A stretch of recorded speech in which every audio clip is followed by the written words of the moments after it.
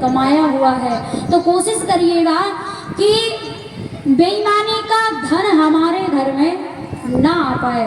और आज भगवान शंकर ने तो कुछ नहीं कहा, पार्वती जी ने क्रोध में आकर के कहा कि ये महल आप लेकर के तो जा रहे हो, मैं श्राप देती हूँ, एक दिन ये सोने का महल जल करके राख हो जाएगा और ये कोई और नहीं जलाएगा, मैं स्वयं आऊँगी और स्वयं इसको जला करके राख कर दूंगी। तो वो तो चला गया, इधर पार्वती जी ने श्राप दे दी। अब भगवान शंकर चिंतित हुए, क्यों? पार्वती से कहा कि आपने ये कह दिया था कि ये जल जाएगा, यहाँ तक तो ठीक था, लेकिन ये क्यों कह दिया कि मैं जलाऊंगी? तुम्हें पता है जब नारायण राम के रूप में जाएंगे तो मैं हनुमान के रूप में जाऊंगा, क्योंकि शंकर स्वयं केसरी नंदन, तो मैं बंदर बन करके जाऊंगा। और मैं जानता हूँ लंका तक केवल बंदर ही पहुंचेगा, बंदरिया पहुंचने वाले नहीं है, तो आप फिर कैसे लंका को जलाओगी? तब पार्वती जी ने कहा कि देखो मैंने श्राप तो दे दिया है, तो अब जलाना मुझे ही पड़ेगा। तब भगवान शंकर ने कहा कि ठीक है, मैं हनुमान बन करके जाऊंगा, बंदर के रूप में जाऊंगा। और पार्वती जी ने कहा कि जब आप लंका में जाओगे जानकी जी से मिलने के लिए, और जब तक आप लंका को जलाओगे जब तक मैं आपकी पूंछ में प्रवेश कर जाऊंगी। और ध्यान देना, लंका को बंदर ने थोड़ी जलाया है, पूंछ ने जलाया है। तो आज भगवान शंकर ने पार्वती जी से कहा कि देवी जी, इसीलिए मैं कहता हूँ कि जो भाग में नहीं है वो आकर के भी भाग जाएगा। हमारी किस्मत में ये महल नहीं था, इसलिए चला गया।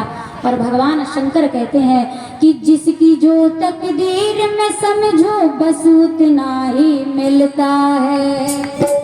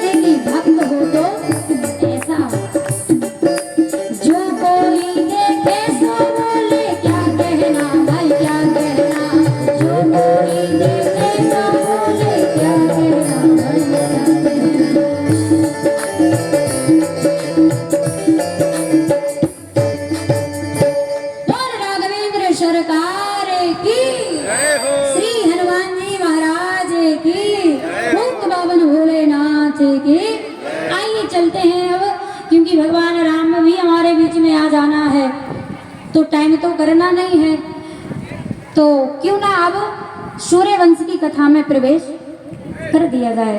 बोल राघवेंद्र सरकार की।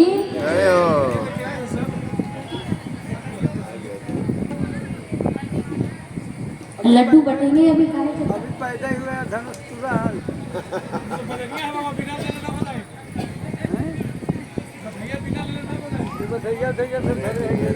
कितना लुटा जाए। बोल गोविंद भगवान की।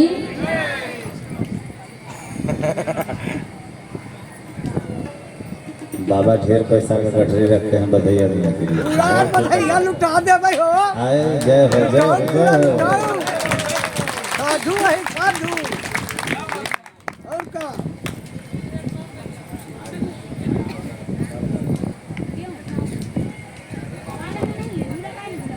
जल्दी करो।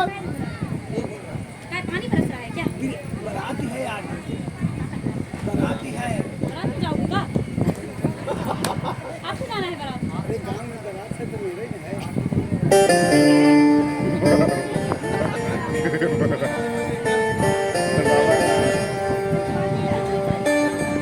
बोल गोविंद भगवान की। आइए चलते हैं सीधे कैलाश पर्वत पर, क्योंकि ये राम कथा जो है ना, ये कोई मामूली कथा नहीं है। क्योंकि इस कथा को बड़े बड़े संत और बड़े बड़े भगवंत, क्योंकि भगवान शंकर से बड़ा कोई नहीं है। भगवान शंकर भी, कथा की इतनी जरूरत भगवान शंकर को रहती है जितनी हम और आपको पानी की जरूरत। अब मतलब ये नहीं है उन्हें कि सुनना ही है, उन्हें कहने का अवसर मिलता है तो कह देते हैं, और सुनने का मिलता है तो सुन लेते हैं। और जब ना सुनने के लिए कोई हो और ना सुनाने के लिए कोई हो तो नेत्र बंद करके राम राम रटते रहते हैं। उन्हें केवल राम नाम चाहिए। और आज कैलाश पर्वत पर विराजमान भगवान शंकर माता पार्वती जी ने प्रश्न किया। सब सुनने आए हैं कि एक बात बताओ प्रभु, भगवान जो है वो मानव तन धारण क्यों करते हैं, मनुष्य बनकर के क्यों आते हैं? अब भगवान ने कहा, क्योंकि शंकर जी कहते हैं कि राम जन्म के हेतु अनेका परम विचित्र एक ते एका।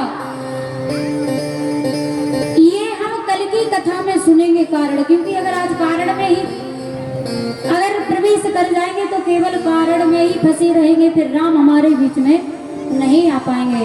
बोल गोविंद भगवान की। आज कैलाश पर्वत पर प्रारंभ राम कथा होने जा रही है।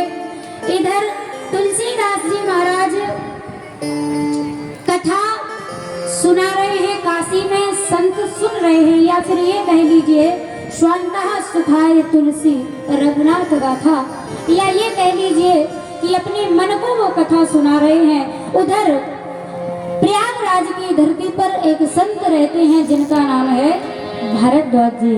कि भरद्वाज मुने बसाए प्रयागा,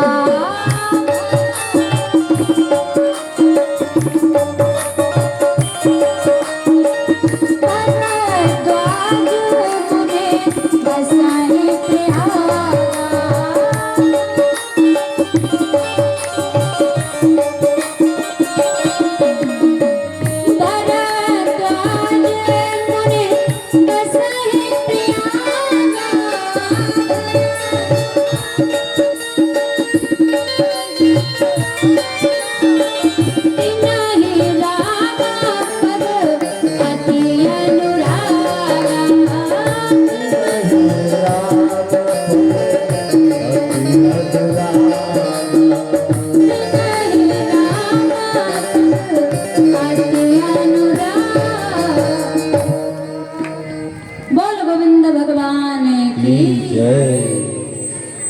तीर्थों का राजा माना जाता है प्रयागराज। आप कहीं तीर्थ करने जाओ या ना जाओ, लेकिन एक बार प्रयागराज जरूर जाना चाहिए। और हमारे महाराज श्री की तो जन्म स्थली ही प्रयागराज की है, उसी जगह की, क्या कहना है। लेकिन भाग नहीं, आपके सौभाग्य है। बोल गोविंद भगवान के। प्रयागराज की धरती पर यज्ञवल्क्य जी और भरद्वाज जी के बीच में राम कथा। इधर नीलगिरी पर्वत पर, क्योंकि गरुड़ जी महाराज को एक बार अभिमान हुआ कि हमारे बिना भगवान की लीला संपन्न नहीं होगी, तब भगवान ने प्रेरणा दी कि इनको भी राम कथा की आवश्यकता है, बिना राम कथा के इन्हें भी जीवन जीना नहीं आएगा। तो उन्हें भेज दिया काकभूषुंड जी के पास में।